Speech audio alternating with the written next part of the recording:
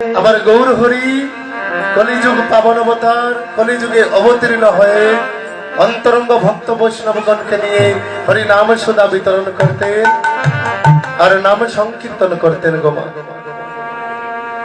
অন্তরঙ্গ ভক্ত বৈষ্ণবগণকে নিয়ে লীলারস আস্বাদন করতেন। হরিবল। আমার গৌর হরি যদি কলিযুগে অবতীর্ণ না হতেন তাহলে আমরা কৃষ্ণ লীলা পেতাম না গো বাবা। আমরা তো কলিযুগের জীব। দাপর যুগে ভগবান শ্রীকৃষ্ণ লীলা করেছিলেন, সেই লীলা কথা আমরা কেমন করে পেলাম? প্রশ্ন জাগে না বাবা? আমরা তো কলিযুগের জীব। দাপর যুগে ভগবান অবতীর্ণ হয়েছিলেন শ্রীকৃষ্ণ। শ্রীকৃষ্ণ লীলা কথা কলিযুগের জীব হয়ে আমরা কেমন করে পেলাম? আমার গৌর হরি অষ্টপ্রহরে অষ্টলীলা শরণ মন